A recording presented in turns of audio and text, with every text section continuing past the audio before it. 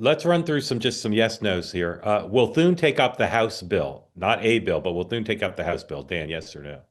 Yes, and amend. Yes, and amend. Sean, do you agree with that? I kind of do. Yeah. I think Okay. that the dynamic, once he tweet or truthed out, things Yeah. changed. Will Thune do that in the next 10 days, Dan? No, because Thanksgiving is coming up, but before Christmas. Well, but before Christmas, Like before they adjourn for the holiday, for the yeah, Christmas holiday. So yeah, sometime in December, because yeah, they adjourn, I think, Thursday, and they don't yeah, come back until yeah, December 2nd. yeah. Sean, do you agree that? And no one's going to filibuster it. It'll pass. Um, I feel like if you're Thune, you just go while you can. I mean, I Yep. agree with Dan. The timing's not good, but I would get this hot potato off my plate Yeah. as quick as possible. Over under Senate, 85 votes. Over under. Dan, Over. Sean. Over. Okay. So now What do you disclosure think? over. Okay. Disclosure.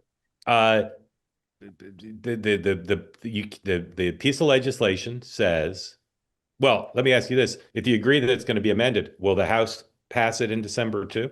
Yes. Yes. Yeah, but I gotta be honest with you. These guys better be careful what they amend it with, because anything that looks like it's trying to uh, create less transparency is going to be a major. Yeah. This is again, this hot potato. Be very careful. Right. Well, I Well, think that's but where it Mark is, you were going but it next is, here. but it is less transparency in the sense that they want more protection for whistleblowers and they want more protection for accusers. Um, Trump could release it all tomorrow. He doesn't need to wait for the vote. So, do either of you think there's any chance that the president would just start to say we're releasing it? One report this morning says they're already sending stuff to the To Hill. the Hill, I saw that.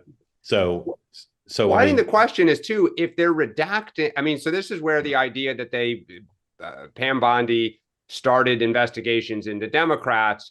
One of the things that is in the legislation is any ongoing investigation information that could be used in that case or pertaining to it would be withheld on top of the redactions. If there's so much stuff then that's blacked out, just start, as you say, start dripping it out and put it out on yeah. Friday night. Like just kind of try to bury it and get ahead with the idea that Thanksgiving week people, disperse. Well, but why bury it? If the president's right, it's all about Democrats. Why bury it? Oh, it's not, of course. That's just a talking point. Well, here's the thing. I mean, there's lots we could say about this. We can't spend the whole show on it. Politico has a blind quote from a Trump person who says, everybody in the conspiracy world on the left and the right thinks there's some secret list of a pedophile ring with blackmail and names and dates and all that. And this person says there isn't. Now, I suspect that if there was, the Biden Justice Department would have prosecuted it, but they didn't. So, if you're Sean, if you're doing comms for Team Trump here, how do they avoid people being disappointed and just claiming that the redactions are a cover up? See, this is again. I had a fascinating conversation with Dershowitz yesterday on my show about this, because his view is the real information is in the FBI 302s, those investigative things, and the judges.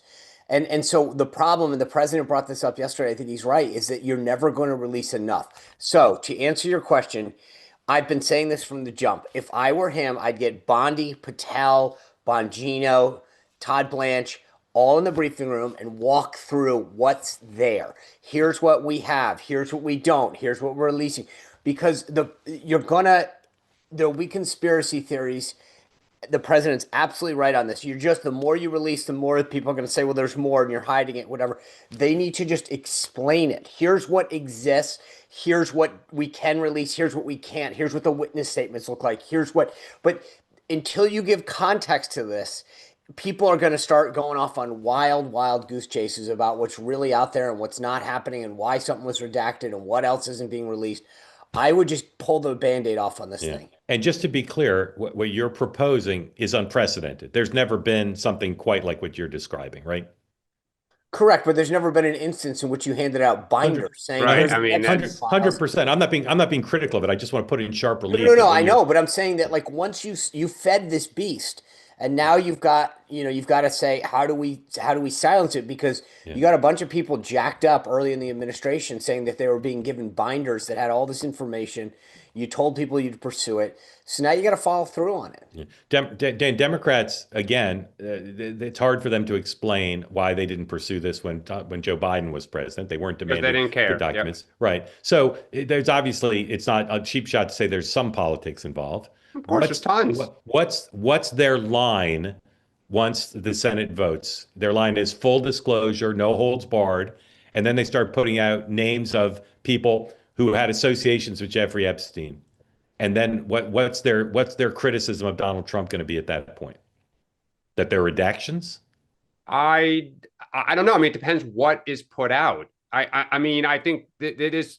I go to what Sean said, which is I would just flood the zone with transparency. Sunshine is your best anecdote. And the problem is, it was like a couple weeks ago or months ago that they were like, there's nothing to see here. Why do you keep asking me about, like, Trump was dismissive and trying to attack. Now he's trying to get back on the other side of it.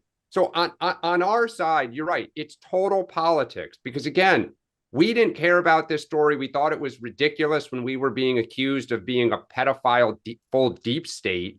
So yeah, we're having fun with this. Like, Trump made the party, so we went to it. Right. And now we're just going to bang the piñata. Last question about this, and then we'll move on to MBS. If you believe, as I do, that the president's looking for an excuse to pardon Maxwell, how does this latest turn intersect with that storyline?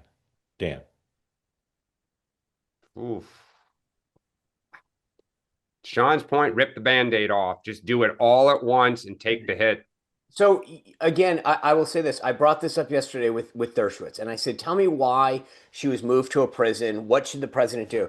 And he said two things that were interesting. Again, I'm not a lawyer. This is not my world, which is why I asked him. He said, number one, when you look at what prison you put something in terms of the guidelines, it's not. You put them where they're, where it matters. And so she is not a violent criminal. The idea of her being in a maximum security prison never made sense. His view is she's being punished for Epstein's crimes because he died. And he said that if you look at the traditional, someone that she did, it would have been a 5 to 10 year sentence. So he said to me, I would agree that her sentence is too heavy for the crimes that she committed. Again, this isn't my expertise, so I'm not saying yes or no. But I do think that there's a big difference between a pardon and a commutation or a reduction in sentence.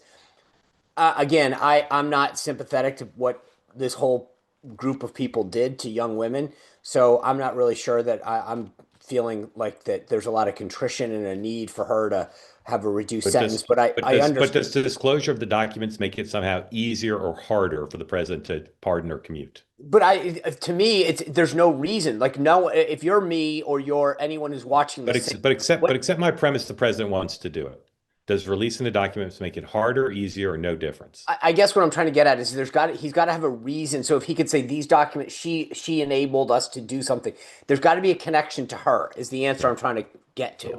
Okay. I will say this: the one thing, and I know if just we saw overnight, Larry Summers making very public, and I will say this from a statement of contrition, I will give him an A. It was an unbelievable, heartfelt, in my opinion, statement of contrition. I don't condone what he may or may not have done, but when you look PR-wise at what we've said when people screw up, a lot of if people are offended by, and I felt like it was probably one of the better statements of contrition that I've seen from a public figure. But this idea that, like, I think we're going to see more and more individuals like Larry Summers who are trying to get ahead of the curve when it comes to their association with Epstein, because this gets back to what I said yesterday. There's a big difference. There's sort of categories of people. There's people who deserve to be prosecuted and to be held accountable for what they did. There's groups of people who can pretty much say, I didn't know anything. And then there are people who I think are in the middle, which is you kind of knew what was happening and you didn't do anything.